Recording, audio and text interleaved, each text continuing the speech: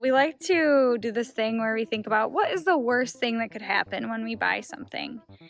And yeah, we didn't see this coming. That, my friends, is a broken airplane. Do you think if we pull up with this to the scrapyard, they will accept it? Oh yeah. Really? For sure. We're having some second thoughts about, like, is this really a good idea? What if we scrap it? How much can we get for it? The whole thing's probably 8,000 pounds. I don't know how much of it is the aluminum fuselage, but aluminum's not cheap. I don't know. Maybe half that, 3,500, I don't know. We'll say it's mixed metal, not clean. Despite feeling overwhelmed and tempted to call it quits, we decided to call in reinforcements and get to work instead. When we hit the bump with our 32-passenger commercial airplane, what essentially happened was that the nose of the airplane broke apart or snapped off of the fuselage part of the airplane.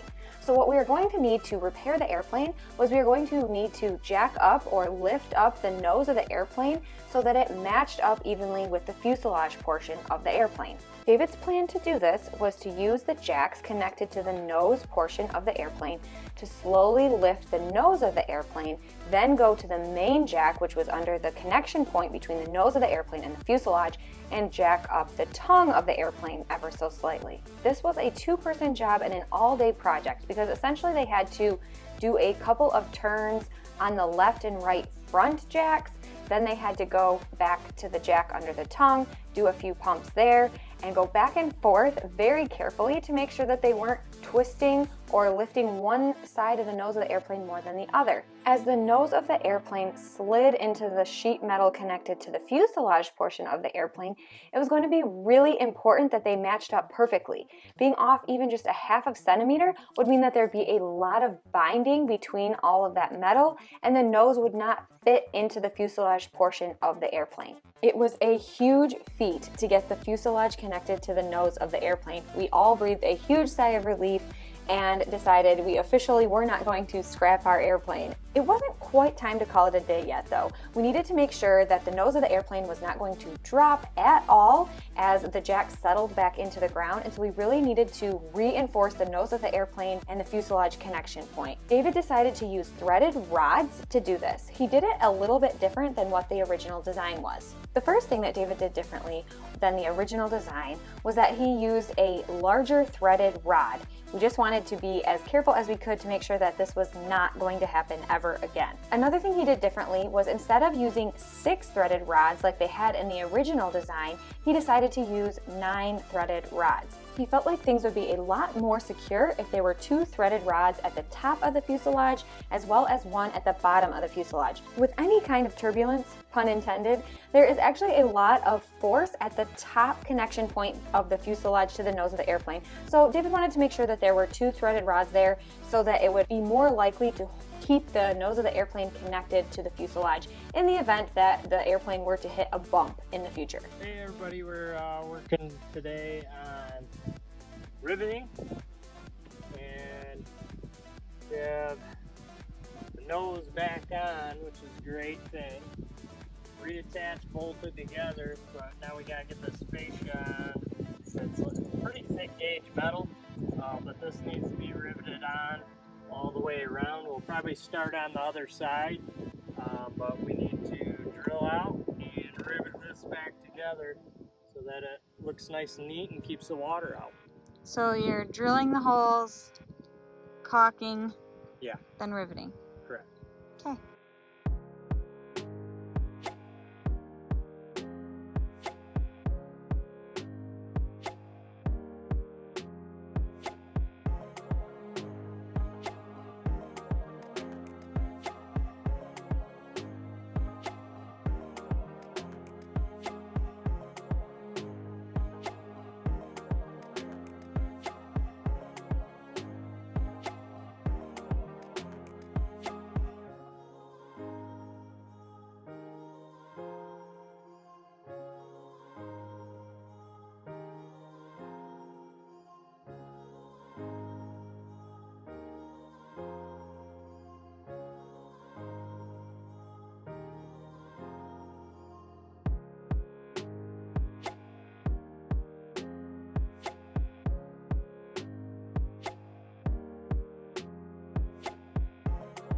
With each project that we dive into come new tools that I get to learn how to use.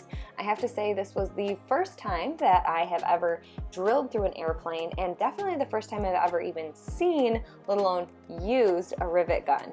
While I had a lot of fun using the rivet gun, I'll be completely honest, David ended up doing a majority of the riveting on our airplane. He was just a lot more efficient and faster at it than me, so he ended up getting that job for this project.